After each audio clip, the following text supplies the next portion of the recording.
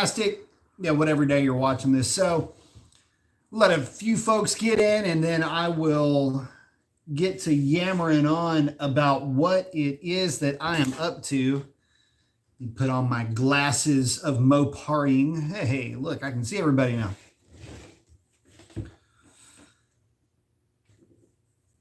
I am in the process of doing a little bit of a revision with the transmission tune on the car. So one of the things that I wanted to do with this revision was I wanted to try to liven the thing up a little bit under partial throttle. That was the main goal with this. And initially, basically the tune that I had put together, the trans tune, was primarily just focusing on shift points more than anything else.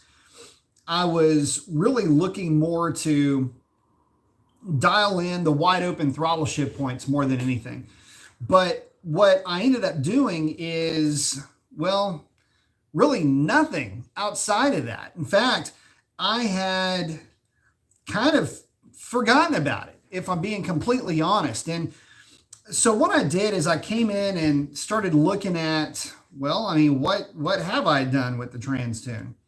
And so I went back and I was thinking, maybe I did a little bit more than I thought I did, or maybe I didn't do as much. And you know how it is, you get working on something, then you start working on somebody else's stuff, and next thing you know, just, the old thing about the cobbler's kids don't get any shoes, that whole thing. That's pretty much where I worked out. Hey, Randy, what's going on out in Middle Tennessee? I like it. So what I did was I just started playing around with it. So at any rate, this is kind of what it looks like. This is what it has evolved into anyway. So what I wanted to talk to you guys about is transmission tune. Every YouTube, anybody, I get a lot of questions when it comes to a certain insert topic here. Like, the questions that I do get come in waves typically, and a lot of times those waves have a generic theme about them. And I will get questions about tuning, and usually when I get questions about tuning, my response is with these Mopars is, don't try to get gritty with power, just pick up your performance in the trans tune. And that's really where I've found the most gains in the quarter miles, really honestly all in trans tuning. I have nothing in my tune for timing. There's some interpolation in there for deep density altitude conditions, but aside from that, there's really no timing. There's fueling, and then there's a lot of, well, I say a lot, there is transmission tuning. So anyway, to give you guys an idea, this is just shift scheduling. I know I talk a lot about this, but here I'll show you guys this part right here. See everything that's in green? So these aggression modes, aggression 1, 2, 3, and 4, there's 5 modes total. Within 5 modes, there's 5 tables, and each one of those tables represents a different driving condition, basically. And so what I'll do is I'll go in and I'll just start making changes based on percentages of where I want the shift points to take place. Sometimes they're higher, and in some cases they're lower. Like if I want the car to downshift earlier, on the downshift side of the table, which looks like this, that is a compare file. And the flat colors, in other words, pink or blue, that's where I've made changes. And then the colors that are like rainbowy looking, those are the colors of the stock, or at least untouched compare file tunes. So that will give you an idea as far as what I'm working on. So anyway, if it's red, it's a higher number. If it's blue, it's a lower number. General idea here is downshift, you want a lower number. Upshift, you want a higher number, which is really counterintuitive. If you're just getting into this, it really does make no sense. But to lower, or to make the throttle more lively, or the transmission, I should say, more lively underfoot, under throttle, you just lower those values by a certain percentage. In other words, I don't really like to, you rarely need to go above 3%. And that'll make it a little bit more lively underfoot for your downshift protocol. For upshift, it just all depends on where your base wide open throttle shift point is going to be. So, you know, I like to target, you know, 63, 6400. It just kind of depends on what part of the track the car is going through. In other words, what gear. There's a lot that goes into it. But anyway, this along with a lot of rev limit tuning, and that's probably the biggest one to keep it out of the weird predictive shift yips, as we call them in the business. But to give you an idea, there are so many different things when it comes to transmission tuning. And I'll give you an idea, you know, just shift in general. These are all your pressures, just generic max configuration counters, nothing really in there. Shift scheduling, which is going to be all that stuff I was showing you earlier. It's just going to be kind of really more if-then statements. In other words, if you are in sport mode and you are it registers as aggression. In other words, you're looking to accelerate hard, it will go to X table. A lot of that kind of stuff. That's one of the reasons why if you ever notice when you really shower down on the car and it like wants to hang the gears for a little bit, it's expecting you to want to keep doing that. It's like, oh man, we're playing now. Okay, cool. This is going to be fun. And then when it figures out you're done, it's like, okay, cool. We can chill now. And then it goes back into kind of chill mode. And so my car, what had happened was after the gear went in, I didn't do a whole lot of partial throttle tuning with this transmission. And I actually missed the stock shift scheduling. And what I mean by that is the Hellcats differ from the Scat Packs in that in sport mode, the Hellcats just, they're kind of the same, but not really. They just don't really want to go into eighth gear, and they're kind of lively in sport mode. And they'll typically, with a 262 gear, they'll go into eighth at 78, 79 miles an hour sometimes, if you're just kind of really rolling into the throttle nice and hard. Even if you're just kind of babying them, they'll still be a little bit late going into eighth gear, which makes them kind of lively. Well, my car didn't do that, and it's all based on output shaft RPM. So I ramped up output shaft RPM on my tune to kind of get a little bit of that spiritedness back into that car in sport mode. So that's basically what I was doing, is just extending the shifts and then livening up the downshifts. And that's what I was talking about going into shift scheduling. And I'm just going to pull one up here at random. But you can see where it's pink, where those are all lower numbers than the tune that I was working on. Actually, those are all lower than stock because I didn't mess with the downshift protocol. So just drop those down by 3% and then kind of played around with the actual shift values for the upshifts. So that will give you kind of an idea as far as how I like to set mine up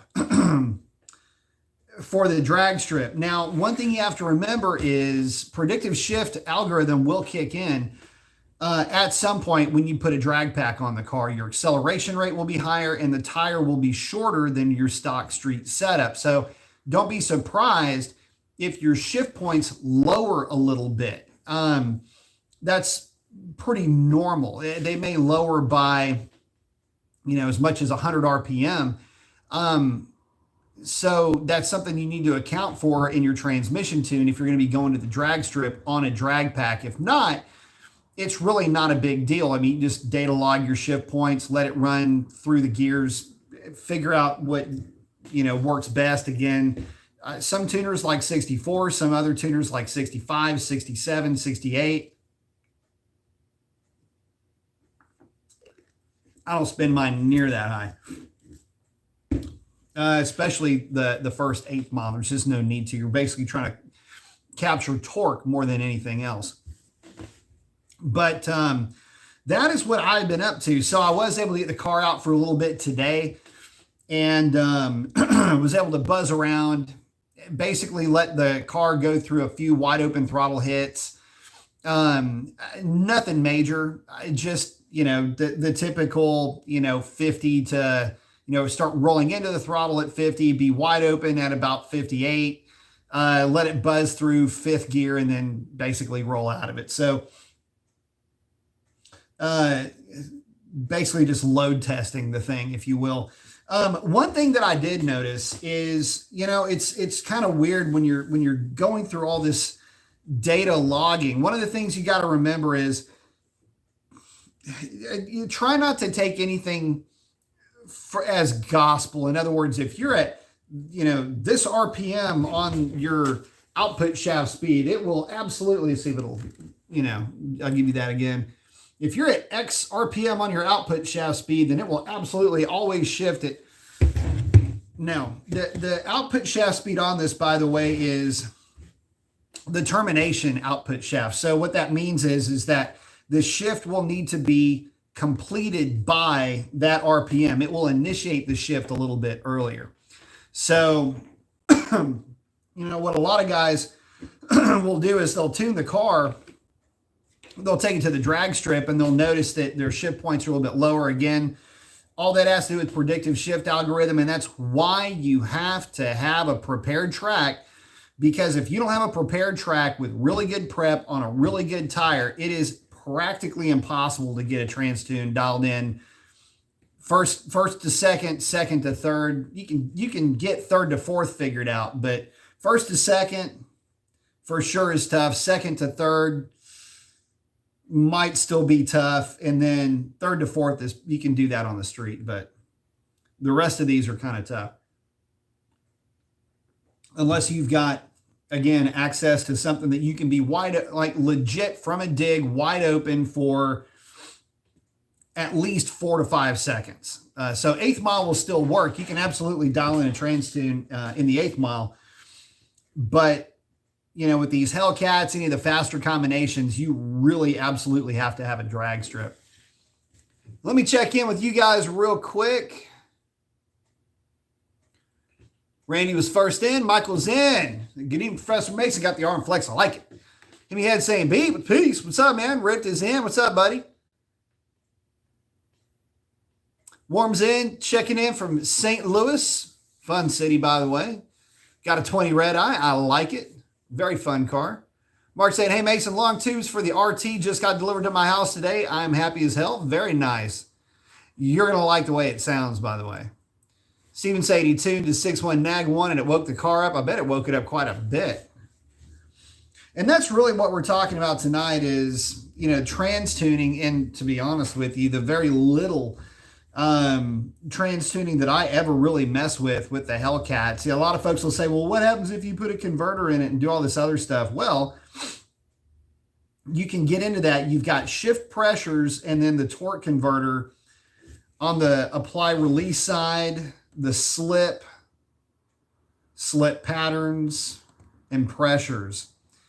You get into fill compensations and all these other things. One of the reasons why I'm such a big fan of just running stock converters, especially with the Hellcats. There's really no reason to throw converters at these things unless you are really trying to just wreck shop out of the hole. And with the stock converter or, any of the factory converters, when we're turning 130, 140, 60 foots with these tanks, and these are on street setups. So I don't really see any reason to have to mess with torque converter stuff. And so I don't. In fact, I'm just kind of buzzing through here to see if there's anything in here I can play around with. And there's just nothing that I need to. I'll play around with torque management. I'll mess around with, maximum slip allowed figures, if it even makes a difference. Still trying to figure out if any of this stuff makes a difference. You've got, let's see. The Hellcats, the Dodges, the good thing about the Dodges, they do come pretty hot from the factory. So, about the only thing you'd have to worry about is, hitting limits if you're throwing boost at it, if you're throwing nitrous at it, you can potentially be hitting torque limits. But I mean, you can go in and upshift and ramp in torque, torque limits if you need to. Sometimes that can end up pissing off the trans tune though. So, oh, hang on. I just downloaded a new, this is all torque intervention. So if you ever wanted to know how much torque management was pulling out of your tune, I'm just pulling up a, just kind of at random 3 to 4 in sport mode. This will give you an idea of how many foot-pounds of torque that it will pull out, if it will show here. If you've ever wondered what torque management looks like, that's on the transmission side, which is what I run. That's how much torque is being yanked on the shift. Back in the day, it was pretty common for tuners to go in and just, wipe some of these tables clean. Actually, didn't even have access to these tables. I can go in and manipulate that, which is the main torque intervention. The thing is, when you start messing with that, what ends up happening is you're really loading up the transmission when you shift, and that just little bit of timing, all it is, it's pulling timing. It's a shift, it's a retard on shift, basically, is the way that this works. I have done track testing. Somebody's heading out to Velocito. I've done track testing where I've had every bit of torque management in play. And then I have progressively pulled torque management out to where it was only the transmission that was commanding torque management. And then I even eliminated that. And so let me show you what that looks like on I'll just show you a quick buzz real quick of what torque management looks like from a data set, or a data log rather. And so on each shift, see this little white line, you'll see it'll dip. It basically goes from a number to 0 and then right back up. And what's happening there is it's just yanking timing on the shift, and it happens incredibly quickly. It's like that fast. And it basically, it pulls load out of the transmission and allows it to shift. Speaking of which, I haven't really gone over that one. That's one from today, as a matter of fact. Car's running really good, by the way. And when I mean really good, I mean really good. By the way, the fuel pump also, the fuel pump's doing a great job carrying 79 or 80 PSI all the way across the board. So, but what you're seeing there is basically a real quick blip. And what I'll do is, here, let me play this for you in real time. And you'll see exactly how little it will affect the amount of time. Let's see if I can do this for you. Okay, watch the little moving bar. Ready? Boop. Boop. That's it. So here, I'll do that again for you so you can see what's going on. I'll start it a little bit further back. This way you can see what that looks like and why it's so important that you have that in play. So you'll see it go. There's wide open. Wah, boop, wah. Just like that. Boop. And all that's in real time. So that gives you an idea as far as how that torque management works. You're still dialing it back a little bit, but you're not eliminating it. And by dialing it back a little bit, it's pulling load out of the transmission enough to where the shift is smooth and it is not at all loading up the clutches or anything like that. It's just enough. It's just like blipping the clutch when on a motorcycle. It's all you're doing, really. Or on an air shifter when it has auto retard. Exact same idea.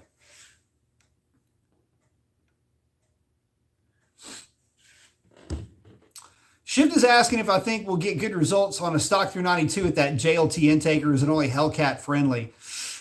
Man, I'll tell you what, I don't hate it. I'll be real straight with you. I don't hate that intake at all. As a matter of fact, just on looks alone, I would go with it. Would you get anything out of it? No, not really. I would stick with the Hellcat airbox with the snorkel for the 392 cars, primarily because you just don't have the vent that it can pull from, and you won't get the theater, the sound out of it unless you've got a Hellcat hood where you've got that vent that the filter is just right there at the vent. I mean, it's looking right up at the sky through the vent, and it allows you to hear what's going on. It'd be cool if you could hear it better. And again, if you had a 1320 or something like that, it might be worth it to throw the thing on there just because they're fun to have on the car. Again, I wouldn't expect it to make any power, but damn, just for the visual appeal, the pop, and for the sound of it, I would 100% recommend it. Oh, that reminds me. So here's what I want to show you guys. Remember when I was telling y'all about air charge, and what does air charge mean in terms of timing? The higher the air charge, the lower the timing is going to be. And in this case, most of the time, you would expect to be around 1.35 in decent air, 1.4 at the most. But the car doesn't always register airflow. And what I mean by 3.4, 1.35, it's how many grams of air per second, basically, depending on how you're measured, grams, milligrams, pounds, whatever. The table from the factory is reading in grams, so I just log grams. That just lets me know where I'm at. I'm just kind of used to the correlation of the two. This is so funny. So it is not uncommon for these cars to read a little bit differently based on humidity, based on air temp, based on everything, because air has a specific mass. I think typical air mass is 13 grams per cubic meter or something like that. Or 13, I can't remember the whole formula right now. It's been a long day. Anyway, the idea behind all this is that you have a certain amount of air mass. It's a fluid going into the engine. The more humid it is, sometimes the higher the mass that it will read coming into the car, which will mean a lower timing table.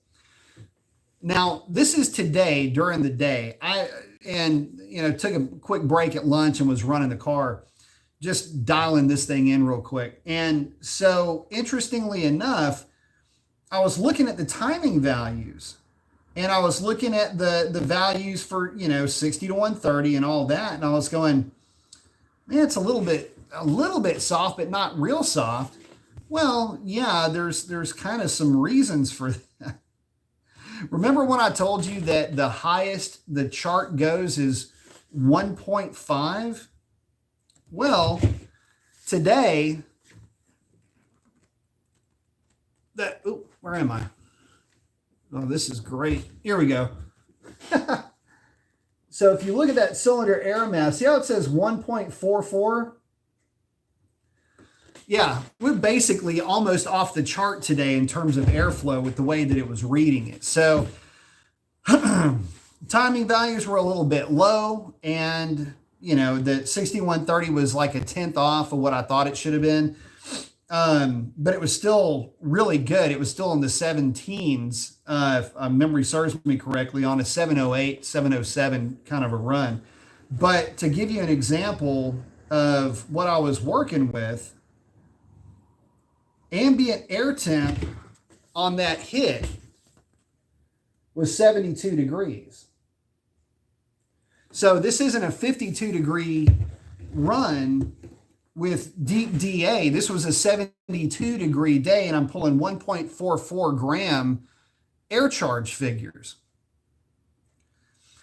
Suffice it to say, she's drawing some air, so it is working on the Hellcat. But again, please remember that is, oh, by the way, not for nothing, but knock sensor looking good. So she's liking the extra fuel. That's the voltage. It wasn't even it was barely over half a volt at 5,600 RPM. But one of the things that I've noticed with this car, and where I found it, hang on, I gotta plug this thing in.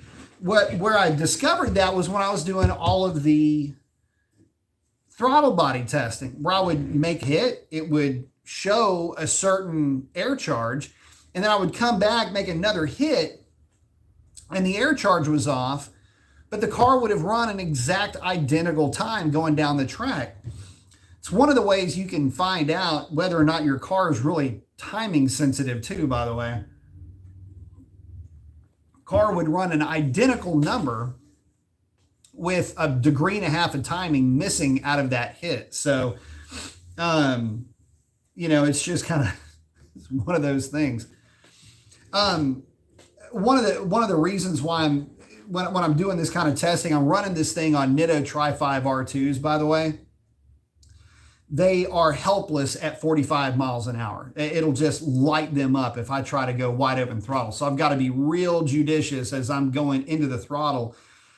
The Tri-5 R2 with that 100 tread wear rating, it's a good summer tire. It's a good kicking around tire. But the one beef that I have with it is the width. In fact, so I filled the car up full of gas. And this, another reason why I was doing all of this was I was looking at fuel quality. And, are we looking at, is the fuel quality good with no boosting, no Torco, no whatever? Where are we looking in terms of actual fuel quality? And this was just flat, straight Exxon, and it did great. No knock retard, knock sensor voltage didn't even get into a zone worth even bragging about, honestly. So there you have that. It just did a really good job. But the idea behind that was check fuel quality, check to see where she's shifting, and just play around with that trans tune a little bit and get it sorted out. But it will still need to go through predictive, and it will probably short shift the first time I get it to the drag strip. But considering those opportunities are few and far between right now, might end up needing to force the issue. Oh, and for you guys that were wondering about the duty cycle with all of this, remember that we were at some obnoxious air charge numbers into 140 range on one point, but at the peak where RPM is greatest, you'll still see it drop off. But even at 140, it's only at 85%. That's the little white number right here in the middle. So fuel pump is putting in work. That fuel pump is a pretty kick-ass fuel pump. I think the highest was 89 and change, which, if you guys remember, that's about, 3 or 4, even 5% easily. And that's at the low mark of what it was when that fuel pump was actually starting to give way. So definitely happy to get rid of that thing. Expensive fix, but the new stock pump is beastly.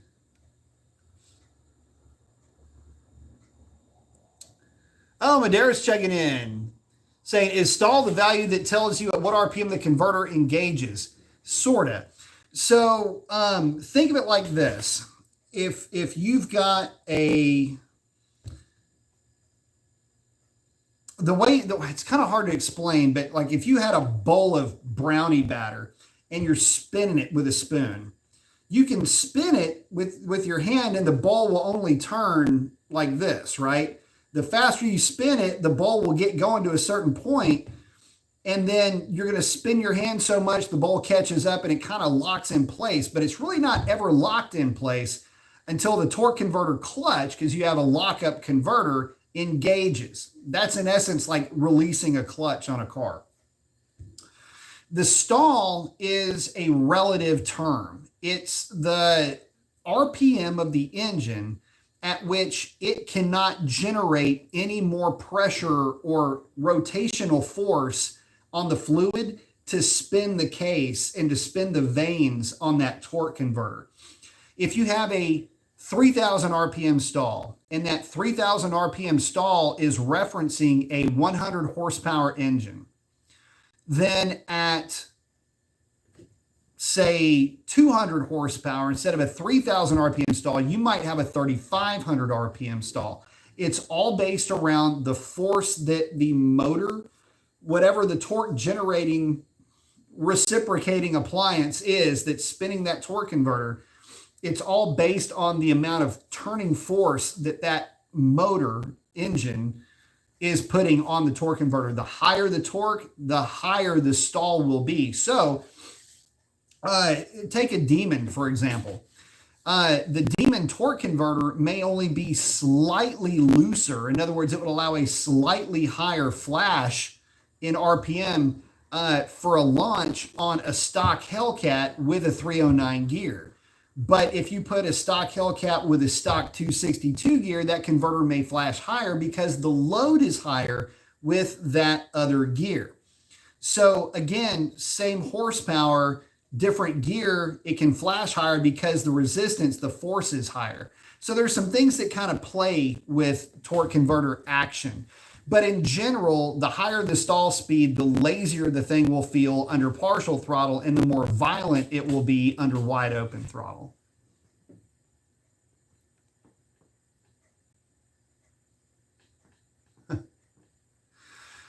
Randy's asking, what tune would you recommend for my 2017 SRT 392 6-speed? A custom tune. I have a Barton unit, and I love Barton shifters, by the way. Cannot recommend this shifter highly enough. I'm in need of an in-between-the-ears, right hand, left foot tune. Main thing to do is get rid of the clutch restrictor valve that's in that clutch line. And then from there, really, there'll just be some generic torque management tables that you're going to play with in the 6-speed. Not really going to add a lot of timing. 91, 92 octane, 93 octane, E85, race gas, Q16, jet fuel. It doesn't matter. The cars really don't like much more than an indicated 17 or 18 degrees of timing. There's actually more in it than that, but for what you'll see in the tune, it's a commanded 17 over the base. I think the base is probably, it's got a base 10 or something like that. But that's what I would do.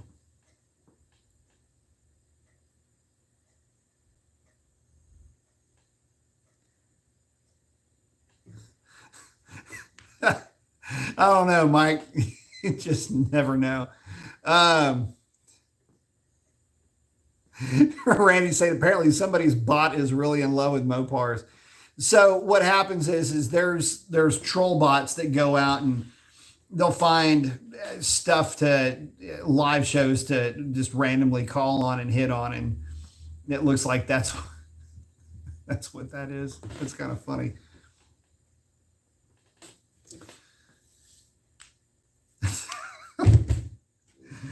Oh goodness. Anyway, I'm trying to think of what else I can show you guys with this data log that would be remotely interesting. Let's see here.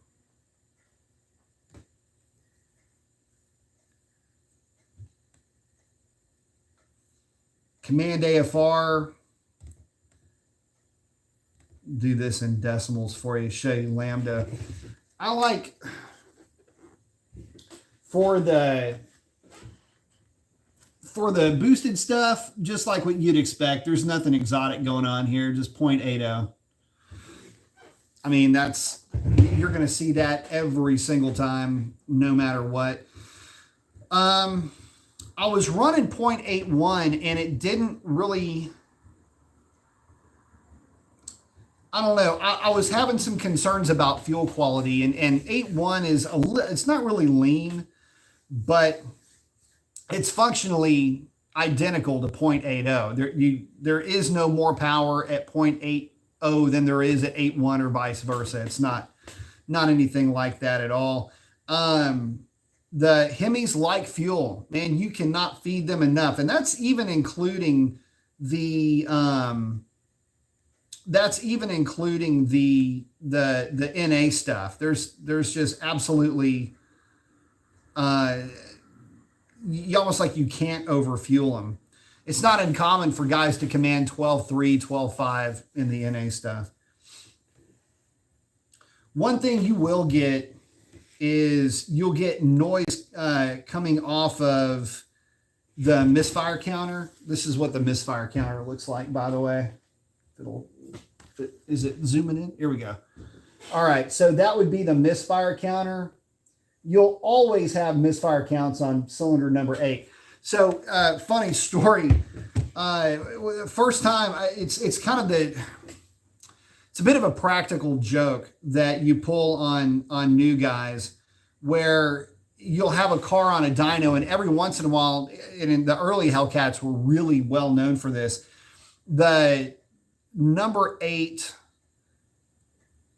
the number 8 misfire counter just goes nuts. It'll just start, it'll start blah, blah, blah, go, 5 to 50 to 24, it just starts, adding numbers and throwing numbers in there. And it looks like you just blew the thing up.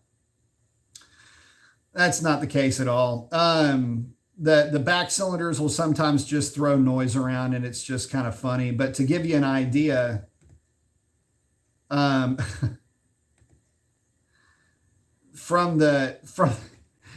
it's so you can log it, and just sometimes by pressing the log button, you just get misfire counts. But at cruise, when I hit the log, it's showing 33. So, I mean, it's one of those things where unless it's real consistent and it's really giving you hell in real time, it's usually nothing to be concerned about.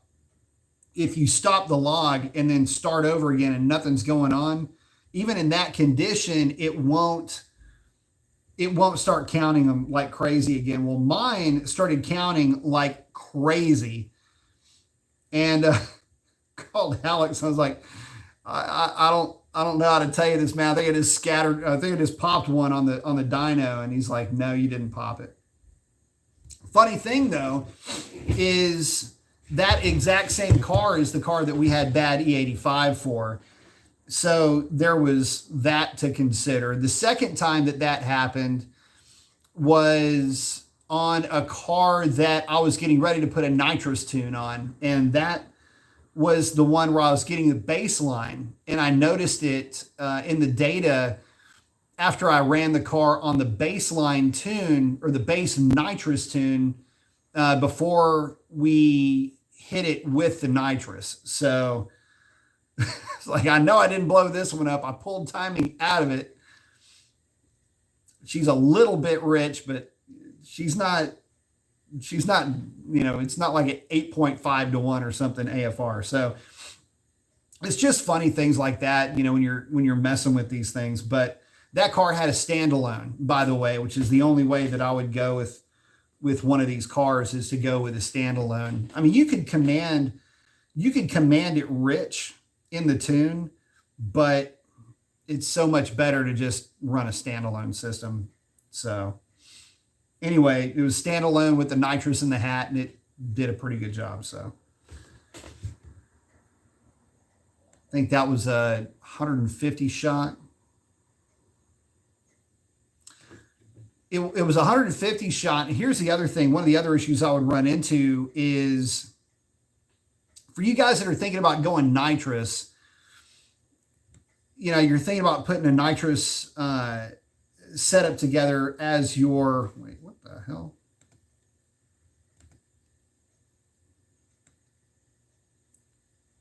Sorry, I'm having a computer flake out moment over here.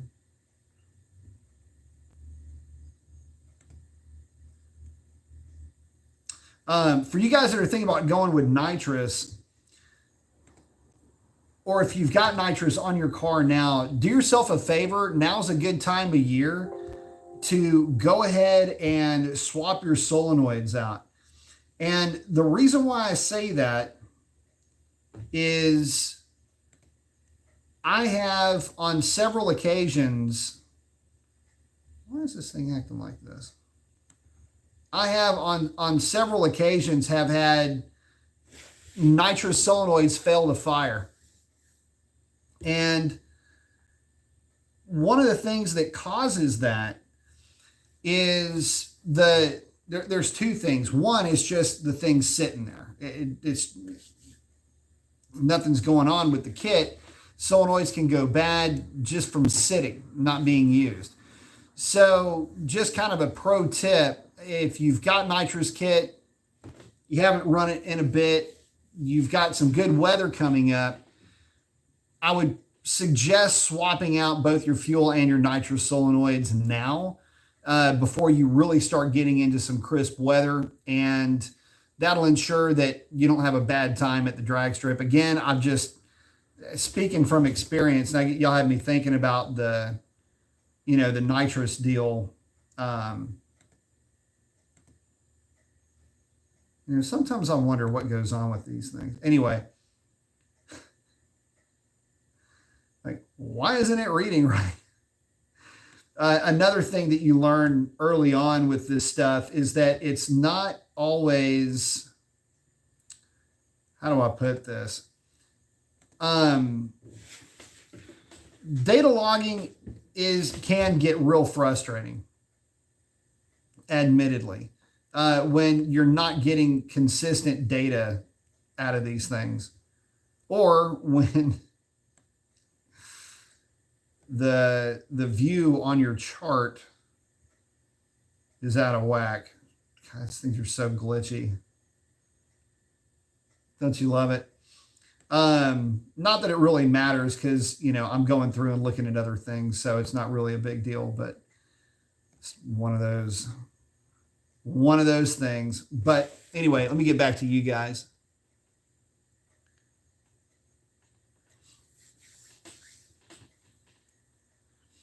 Himmyhead's asking on knock 1/knock 2, what he's talking about is he's talking about his two knock sensor voltages, which would be these two kids right here that I just highlighted. He's asking, knock 2 seems to be more active than knock 1. Is that normal? Also, what is an acceptable millivolt range? So I run in straight volts, not millivolts. That's how the table reads.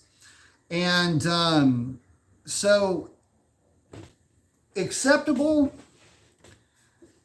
I'll put it to you like this. The acceptable range is, let me tell you what it's not. First of all, if you're tuning your car and you're trying to get around some knock sensor voltage, and by the way, it's not uncommon for one bank to be a little noisier than the other. It could be just that sensor.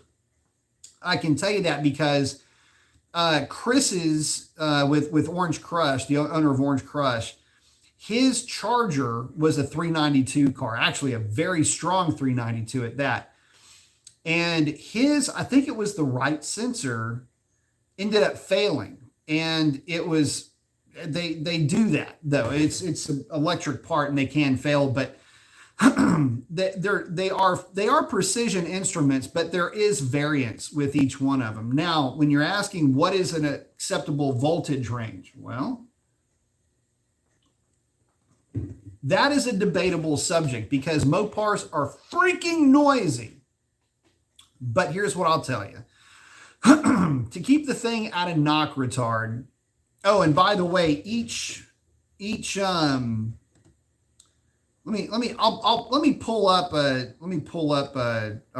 tune real quick for you. I'll walk you through that. Bear with me here just a second. what I'm going to do is I'm going to pull up a tune and I'm going to show you, I'll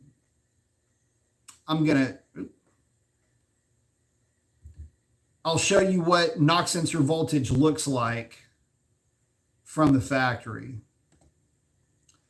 The reason why I'm going to show you that, I don't want to get too deep into this, but I'm going to make a change on one for you live.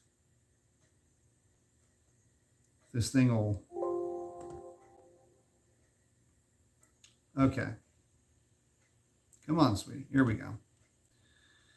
Engine. Spark knock sensors. Okay, so what you're looking at is that table right there in the middle. It just says knock sensors. And if you notice, there are 8 tables under that particular header, and it goes like this. Cylinder 1, 2, 3, 4, 5, 6, 7, 8. This is just cylinder 1, and those are all stock values. So to give you an idea, the stock values, what the shucks did I just do? Okay. Wow, I hit a button.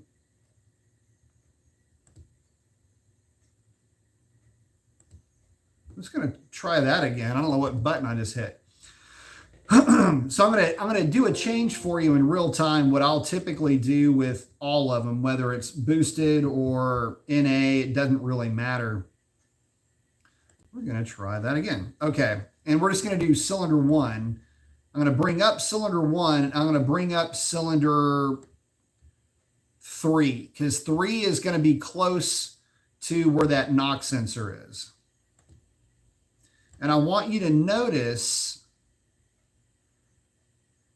the top cylinder is cylinder 3, the bottom cylinder is cylinder 1. So if you're looking at the engine, one of them is at the corner and the other one is right there, right next to that sensor.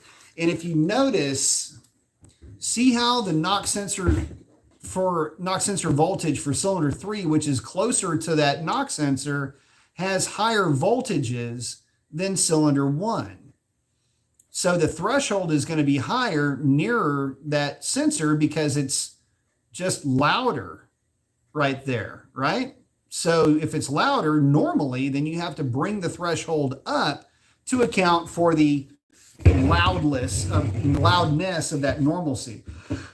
So typically what guys will do, what tuners will do, is to keep you out of low-speed spark knock. Depending on how they're putting the tune together, you really should never have to worry about that. But fuel quality is what it is. But what will typically happen is from, say, 2,500 RPM over.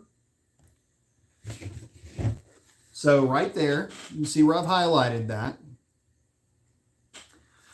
And it's 2,500 RPM over, basically because that gets you out of tip-in, cruise, highway throttle inputs, things like that, where it's under load, but it's under low speed, which is low speed spark knock, LSSK.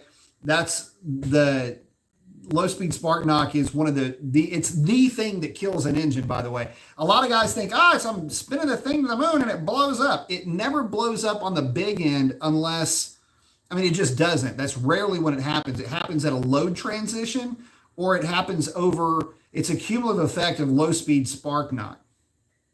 Or you've just got too much torque, too much timing in through peak torque. Which is why you'll also notice that around peak torque,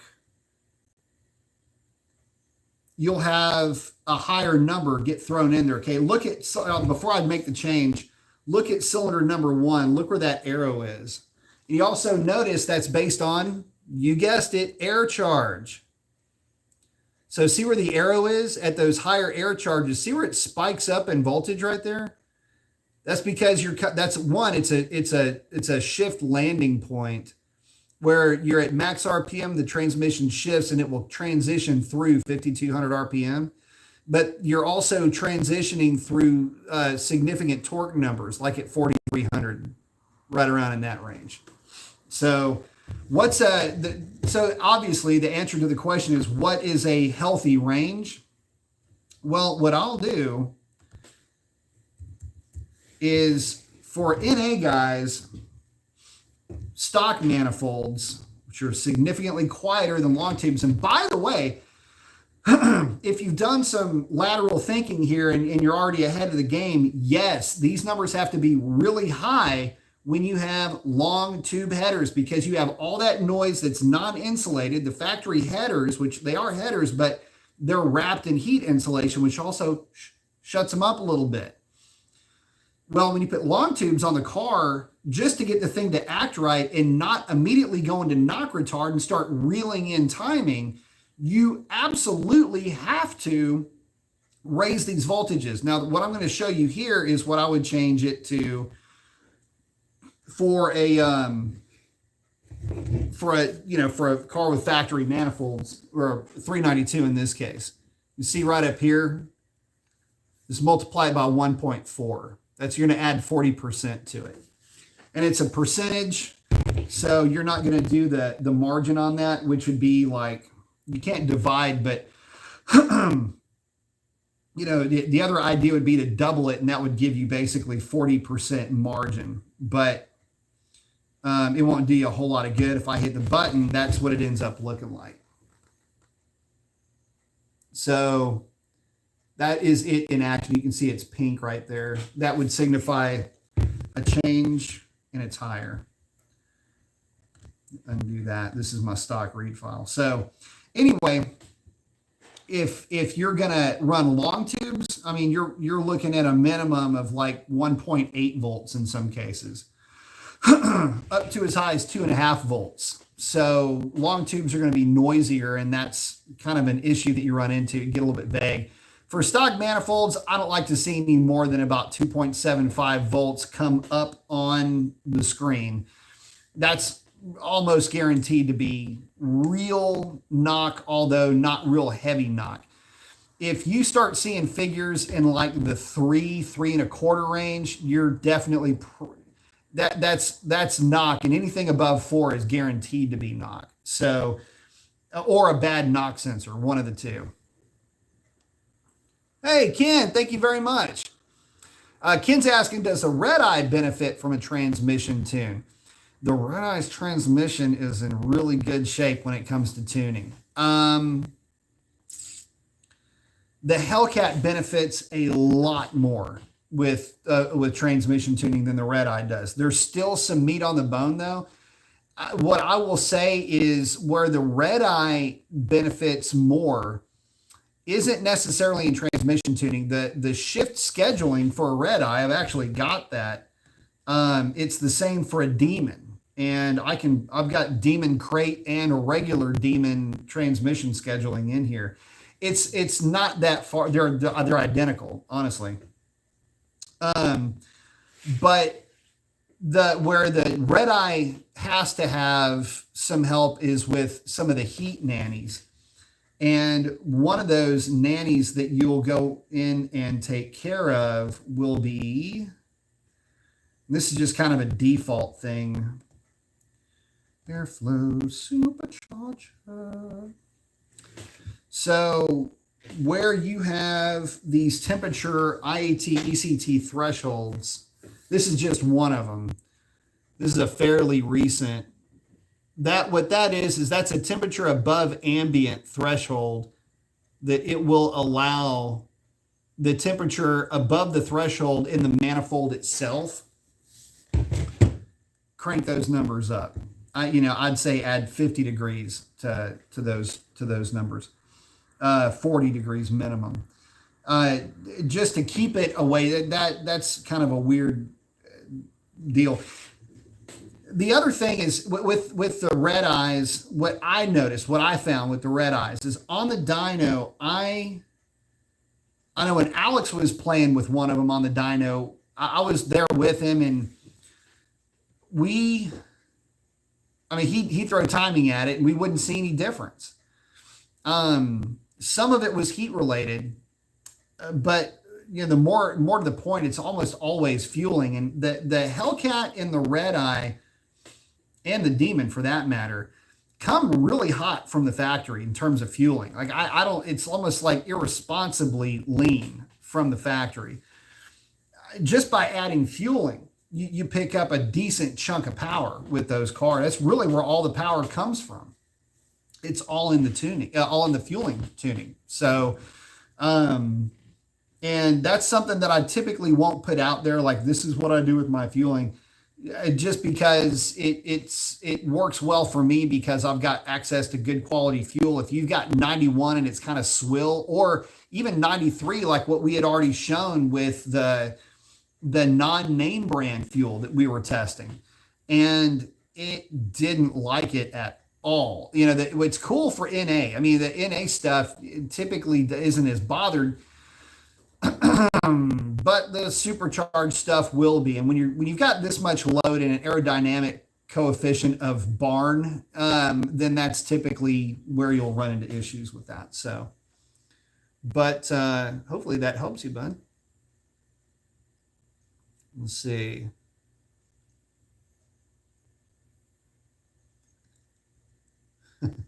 Still some funny stuff. Oh, Mike saying, yeah, it happens all the time with other channels. Sadly, YouTube loves to do nothing about it. They won't do anything about it. What's the best way to adjust parking brakes on a Challenger? The best way to adjust the parking brake on a Challenger? I've never had to. Talking about the just the parking brake, the e-brake. I don't know. I've never had to. Never has even come up. We've had really high mileage cars come in and never ran into a situation. Wish I could help you with that.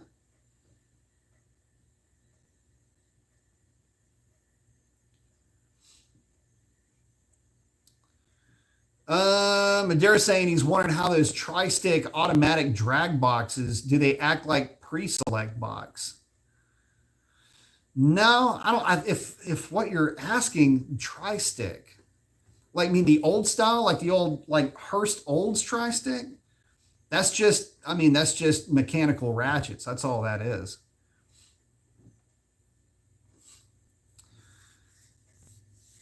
But maybe I'm missing something on that.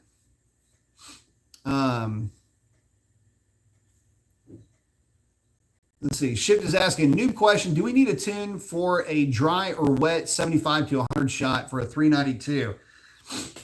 You'd be better off with one. I mean, for sure, run a colder range of spark plug. You're working with about 11-to-1 compression with, at best, 93 octane on the street. I really wouldn't push it all that far. The timing tables are pretty soft with the 392, but you don't pick up a ton by dragging timing into the tables, so to speak. So I would say for sure with fueling, yes, they're a little bit on the lean side with fueling. So if you're shooting it with a dry shot, I wouldn't necessarily think that's the best idea. For a wet shot, again, it depends on how much you trust your fuel. If you're running a standalone and you've got, your typical, gallon or 2 gallon tank with your pump, and you're running, a gallon or two of, say, 100 octane, 104 octane, you would probably be okay up to about, I'd say up to about a 75 shot. I know that there's guys that run them harder than that, but I really wouldn't suggest it. But definitely go a shade cooler on the plugs. Anecdotally, there's guys that hit those things with 75 shots and they don't seem to have a problem with them dry. I, on the other hand, would say that would be a problem in my area because we're so much closer to sea level.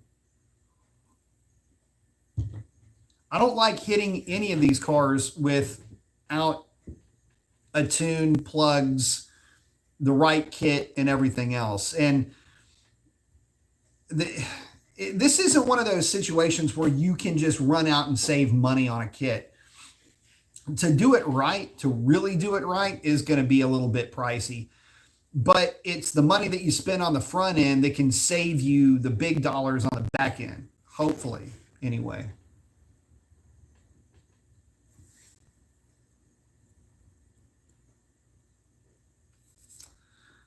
Herb's asking, so the 2013 and 14 392 Challengers came with steel rear axles, and the 2015 and up come with aluminum. Well, all of the diffs are aluminum, and all of the axles are steel for all of them. So, no, there isn't any truth to that at all. Axles, certainly no. Somebody might have been thinking that for the drive shaft, and that wouldn't be the case either. They're all the steel drive shaft. Fred's saying, "What's poppin', Pete? Got the ball guy wearing the shades and the flex. I like it." Again, Ken, thank you very much for the contribution. Herbert's asking, how much time can you pick up by going with drag radials on a 392? Well, it depends on the track that you're running. So I'll just go off of quarter mile times. The stock tires are useless at the drag strip. So let's just put that to rest right now. Trying to run the car on stock tires is tough.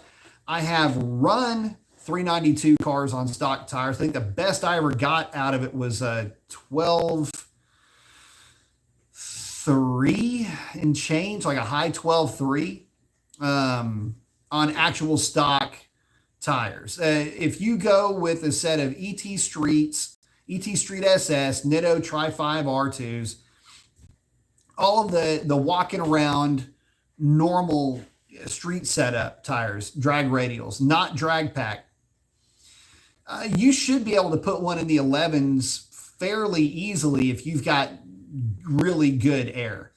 Drag pack cars, I've seen them. I mean, we just saw this last year with the shakers going, with a shaker going 1150s in really good air with just a passenger seat delete and a drag pack. Stock everything, uncracked the whole nine. In fact, Racer X went 1157 in that car, and I went 1157 in that car. So, that'll give you an idea for the performance window as far as what kind of ET you can look at.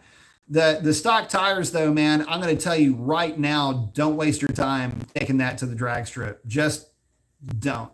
It'll be frustrating and it'll be annoying, and it's not, you're not going to learn anything about the car in that environment. If you want to play on the street with stock tires, more power to you, have at it. But if you want to be able to really hone in on getting that car to run its best, it's going to absolutely have to have a drag radial.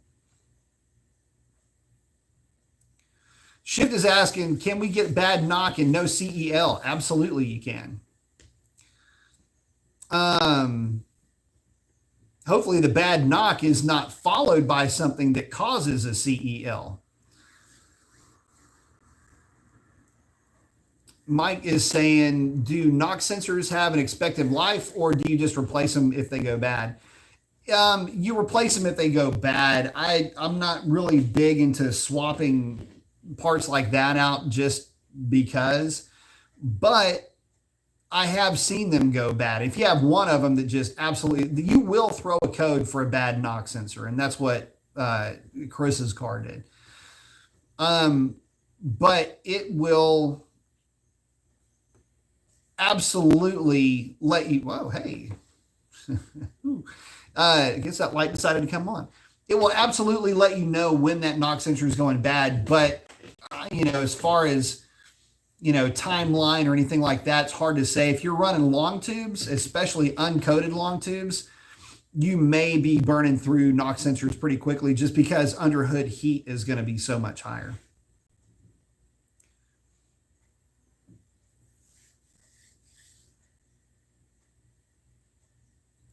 Oh, Madera's talking about the power glide boxes. So yeah, you're talking about what is in essence a Lenco transmission. It's actually not a power glide. It's a Lenco manual transmission. And the way that it works is first to second, second to third, third to fourth. And it goes outside in. So first to second, second to third, third to fourth. You only use the clutch to move the car around and to launch the thing. After that, you do not pull the clutch, you just pull gears. So yeah, that's really all that is for the multi-stick transmissions. There was a point in time where this is going back actually a while, but there was a point in time where Lincos were real popular with pro street guys on the street, and it was just it was more of a show and tell thing. It was pull into the Sonic and get your bucket of tots and hang out by your pro street car, and that's one of the cooler things. They do help add in actual performance at the drag strip, but a little bit impractical on the street. The automatic stuff is always, well, not always. The Hurst Olds had a triple stick, but it was just there for you to play with. It's in an automatic, so not to be confused with the sticks on a Lenco, but the most automatics just had the ratchet shifter. All the way back would be 1, 2, 3 overdrive if it was like a 700 R4, 200 R4. And then you had the reverse valve body, which would be first, second, third, fourth, or overdrive. So it's just the way that thing would ratchet. They're actually pretty fun to drive. The manual, if you ever hear somebody saying they have a manual valve body, automatic, it means that you have to shift gears like you're in a manual transmission scenario, but you're only shifting gears with no clutch because you have a torque inverter. So that's where that comes from. It's manual only because the valve body does not allow for automatic shifting. So when Sierra was in the shop, I came about that close to putting a manual valve body in that truck and just a ratchet shifter.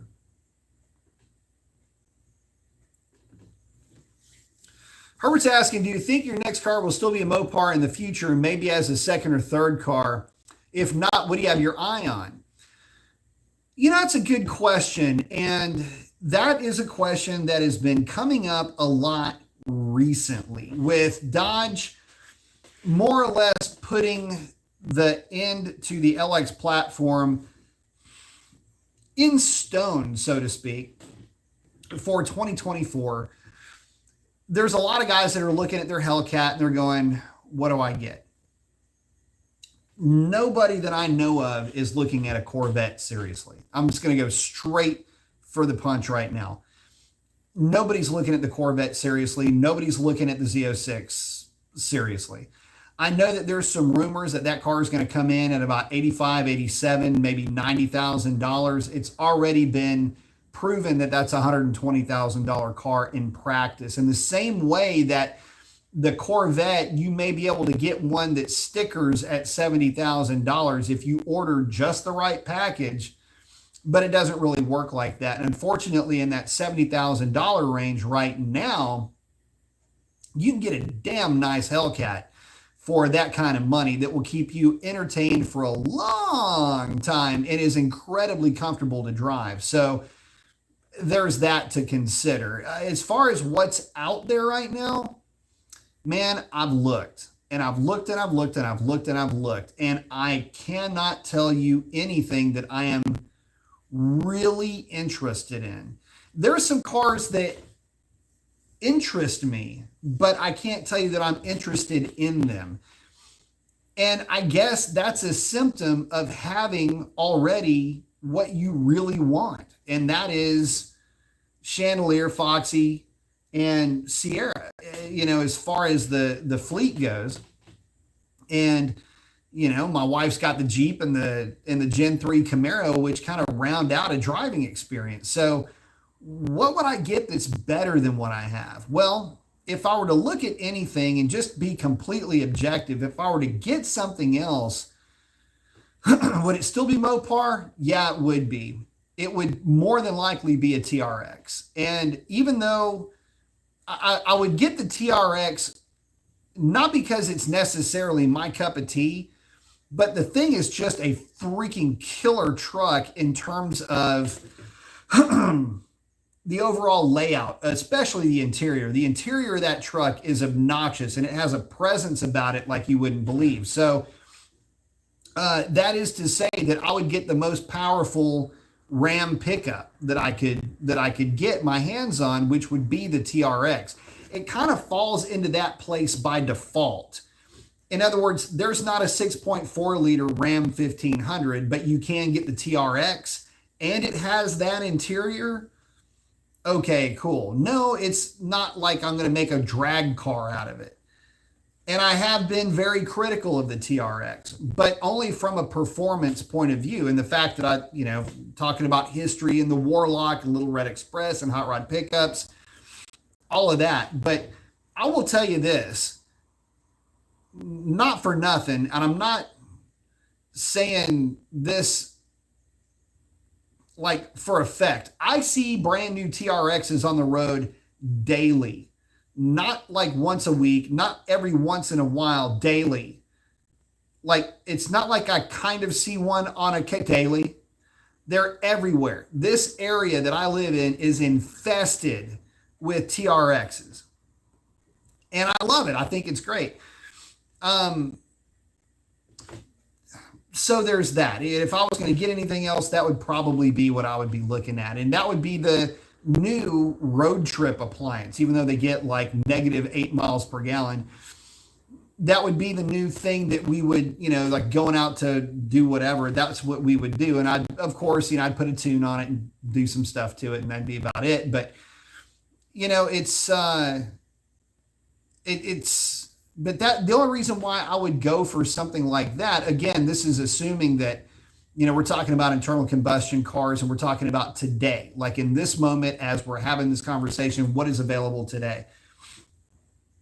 Other cars that have got my attention, at least, future stuff that's on the way.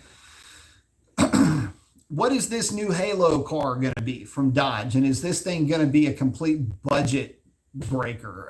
What is the new Stellantis STLA Large really going to employ?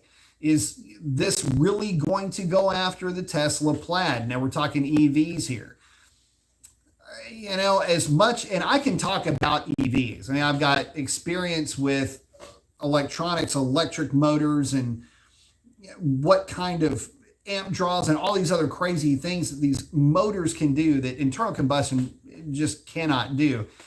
And I've got to be reasonable. I mean, the cars have to be at least on some level practical. And the problem that you run into with the what if scenario, well, what if I was to get something else, would be, what do I use this vehicle for? Is it just going to the drag strip, or just doing this, or just doing that with the car? Where the STLA Large, where the Tesla, where the Riven, where the Renneck, whatever it is, Ramic, however you say it, where those cars come into a very creepy place. And you want to talk about uncanny valley. This is where the electric, the EV stuff really falls into that category. Because we have to talk about EVs, right? I mean, we can't talk about a what if scenario. What would I get if we don't talk about EVs? The creepy thing about those cars is that they will accelerate at whatever the coefficient of friction is of the tire that you put on them, and program into the computer as far as torque limiting based on this coefficient of friction with whatever weight and everything else whatever constants you've put into play. They will run their best quarter mile time on the street just like they do at the drag strip. So, I mean, the only reason why you go to the drag strip at that point is for the culinary delight of the Frito pie, right? So they're that good. They're eerily good. They're convenient. I mean, you just pull into your garage and fill her up right there at the house. What's not to love? And if you've got a drag strip that's within about an hour of your commute, I mean, you're really not going to be down a lot in terms of charge. You can still go out and have a ball with the thing, run it 10 or 12 times and drive it home. I mean, it's not like you're really running out of options by owning that EV, aside from the fact that now the road trip thing is going to be a lot more, or a lot less, I should say, convenient to do. You know, if you're doing day trips and stuff like that with the missus. But that's about, you know, what would I get? Okay, so man, we got all kinds of lights going on in here. So what would I get? What would be the go-to? Well, cars that immediately come to mind. I like the Supra, a little small. I've got a crush on it. That's about it. I like the TRX, lots of coin though.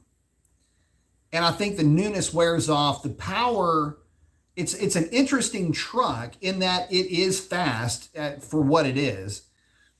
And it does have to be qualified because it's a mid 12-second truck from the factory. That's fast, but it's also 6,500 pounds. And again, pricey.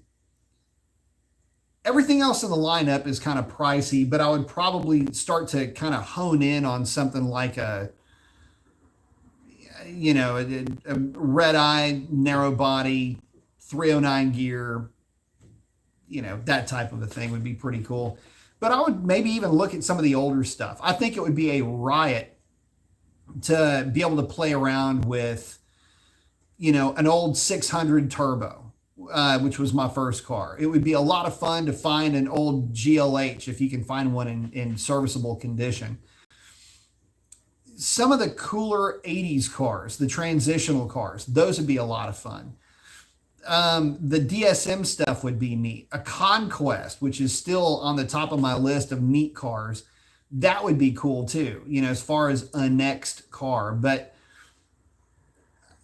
as time marches on, these newer cars are so much more convenient, easy to get parts for if you need to get parts. It makes it difficult really to pick anything. And everything now is really good, but you've also got some players that are going away. Camaro's going away. I'm sure that there's going to be a pretty impressive swan song to come with that, but it's going away. The Corvette is, again, like we were talking about earlier, the Corvette is just too pricey, and there's nothing from Dodge that really scratches an itch. Let me rephrase that. It doesn't scratch that sports car, the true sports car itch. And then there's some cars that I'm just forgetting about. And the reason why I'm forgetting about them is because, well, you forget about things that you haven't thought about. There's just literally nothing else out there, whether on the foreign side. I mean, what? BMW, not really. Mercedes, not really. There's nothing from really any of the manufacturers that's new that gets me anywhere excited. So the only thing for me is the Hellcat, and it's the one that I've got. And it's exactly the one that I want. So if I didn't have my Hellcat, I would be looking for the Hellcat that's sitting right behind me right now. So, Hemmyhead saying when he got his Tri-5Rs, it dropped his ETs by about half a second on a stock 2 with drag radials, was running in the high 11s. Absolutely. And it was a lot easier to launch, and I felt a lot safer. So getting back to that whole point about drag radials, guys, I am shocked that on these LX platforms with 392s and Hellcat variants that they put the tires on the back of them that they do. I'm surprised they don't all come from the factory with a drag radial of some kind, because I mean, they are sketchy, even stock 392 Hellcat, they will destroy a set of tires on accident. So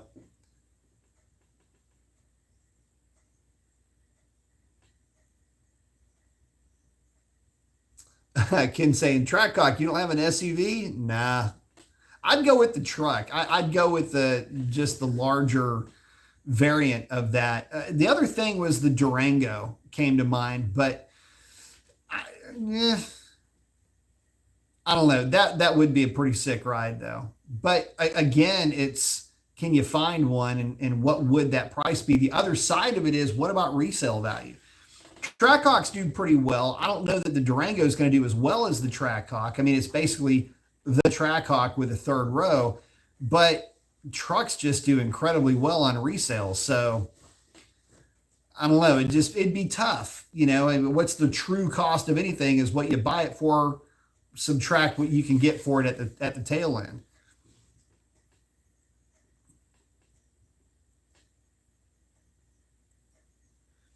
Mike's asking, if you're a head honcho of Dodge or could give the suits and ties some advice, what would you tell them? Well,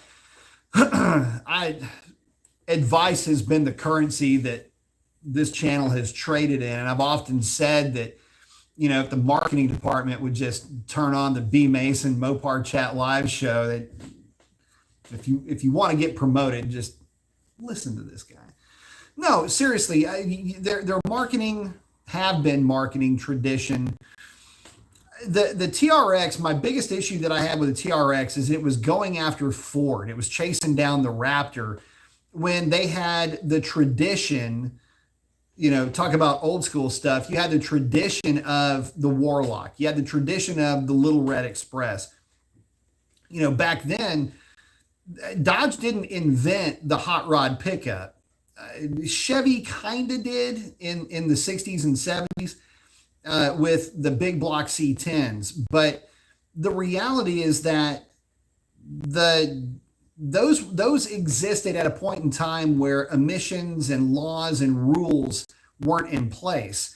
What Dodge did is they kind of pulled a little bit of a, you know, a little bit of a rope-a-dope in a way, and got away with having hot rod engines in pickup trucks because they didn't have the same emissions requirements.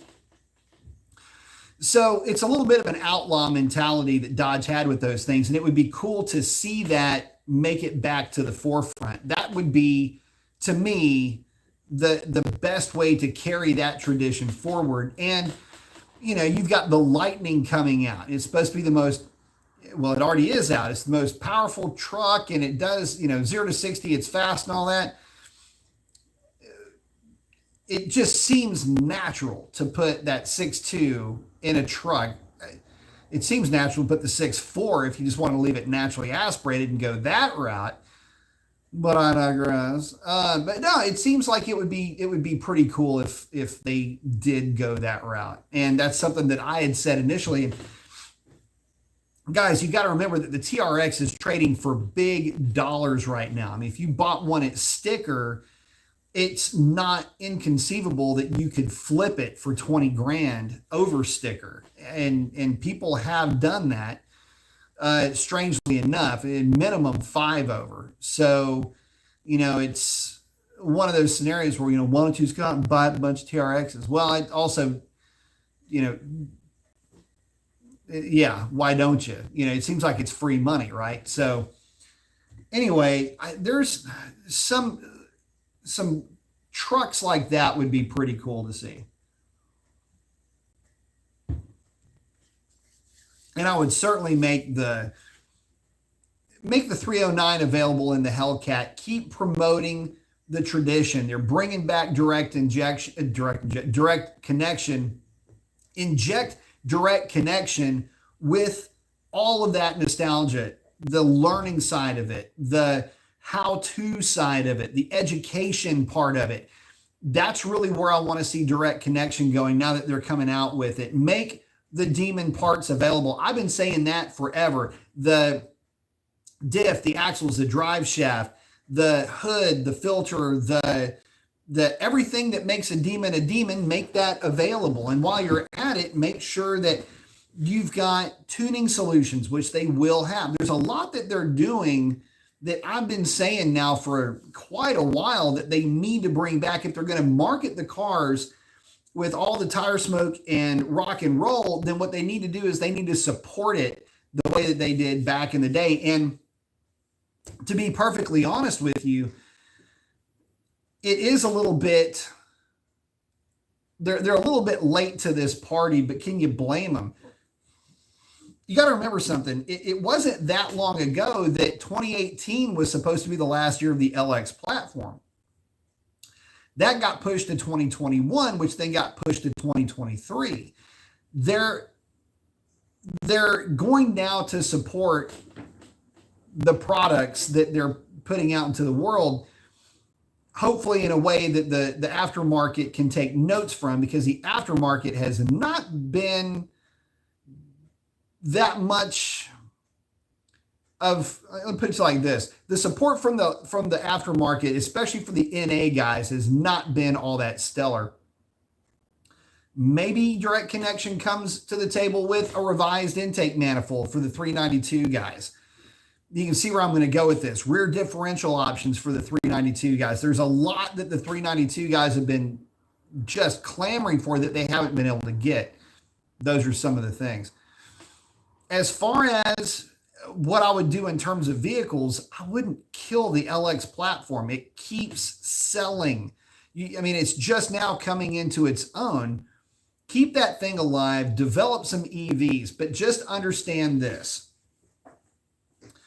To go any faster than a Red Eye, to go any faster than a Demon, to go any faster than what we have in our hands right now in that platform at that weight, at that power level, at that coefficient of drag, you are not going to get there with gasoline. 93 octane, 91 octane, you're just not going to get there with gasoline. It's going to have to step into another direction. Now, yes, you can say, well, you could turbo it. Well, that's a completely different driving experience. That's not what your buying public is going for. But even if you went turbo, you're really only looking at maybe 6 or 8% more power before you're reaching, again, functional limits of 93 octane. That means your 700 horsepower combination, which is just boost limited to 700-ish horsepower, is now you're looking at 750, 770, which is kind of where we're at right now with these stock boost cars. The real numbers. And so when you look at the Red Eye, for example, yeah, Red Eyes are rated at 800 horsepower, but why is it that I'm walking around Red Eyes at the end of the quarter mile? If that's the case, what's going on here? What's going on here is all the heat nannies and everything else that are being thrown at that Red Eye to be able to make it work with 93 octane. The bottom line here is, from a warrantability standpoint, it is very difficult to get any more power, any more cylinder pressure, I should say, out of that size engine on 93 octane fuel that you can warrant it for use, misuse, and more or less abuse, which is what these things go through. And they do it like a champ. One of the things you have to remember is a lot of people complain unjustly that the Hemis are weak and the Hemis are, they're not fast from a roll and they do this and that. Well, it's a lot of guys that are modifying cars to specifically for roll racing. But a Hellcat is not the right platform for roll racing.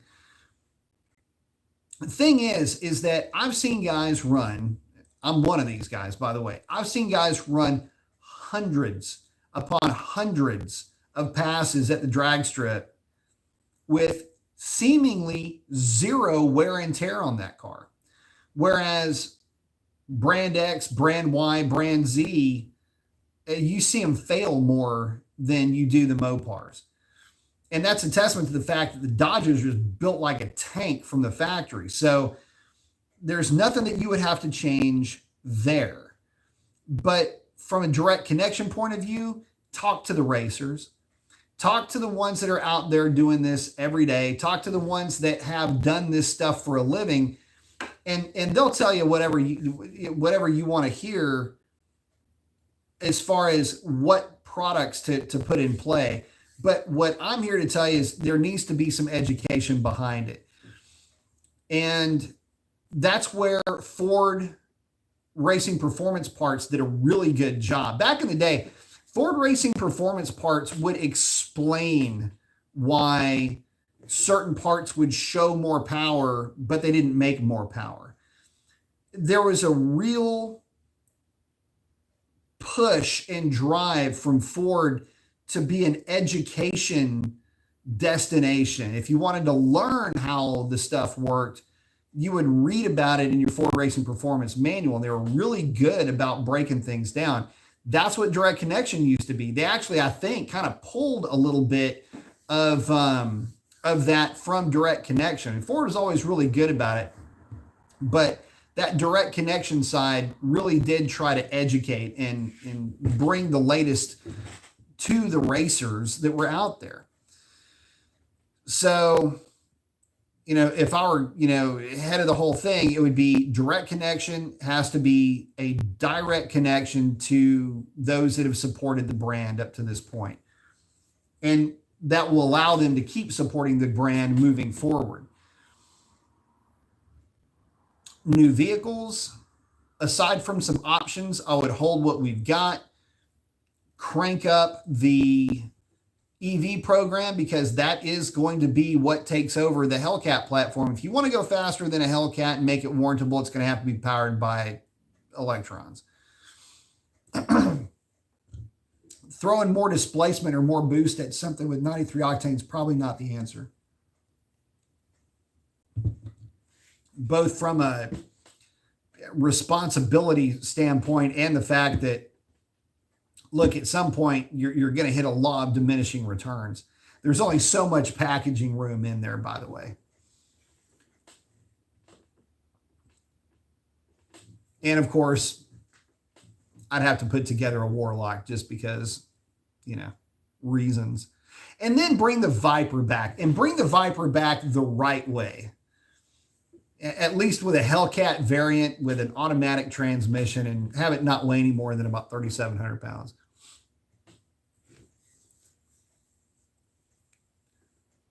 But they were saying it would be cool to see a rear-wheel drive only Ram with a 6.2 Hellcat, but that's just a pipe dream. Well, I mean, you can always do it, and you can always, you can build your own. You can do an HP90 swap, get a different drive shaft, and, boost the hell out of a 5.7. You can always do that. You can get the power out of it, no doubt about it, if you wanted to.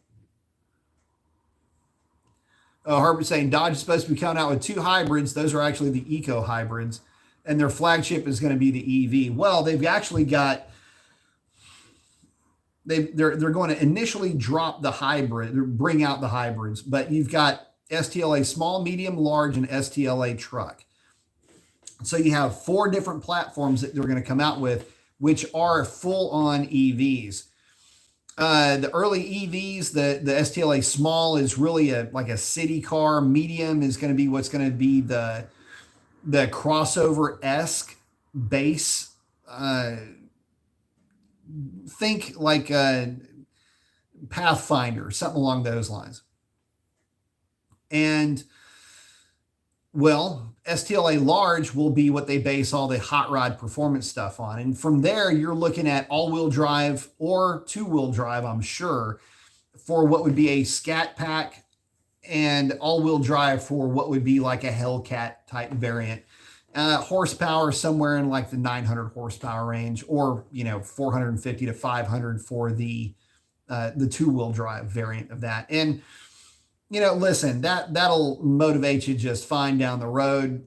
They're talking about 500-mile ranges with those as well. So, you figure a 9-second car with a 500-mile range, hopefully the price doesn't break the bank. It'd be pretty sick. It wouldn't put it in plaid territory, but maybe not putting it in plaid territory means the price is a little bit more realistic for, normal walking around human beings.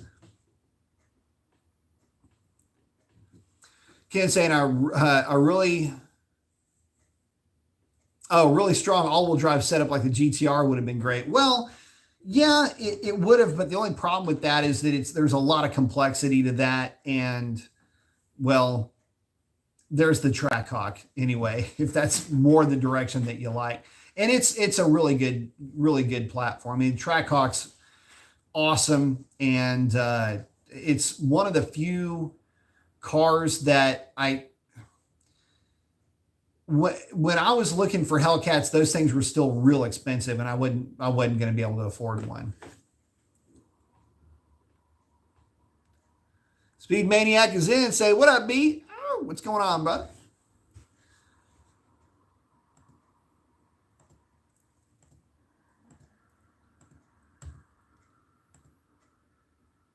But guys, with that, I am going to wrap it up.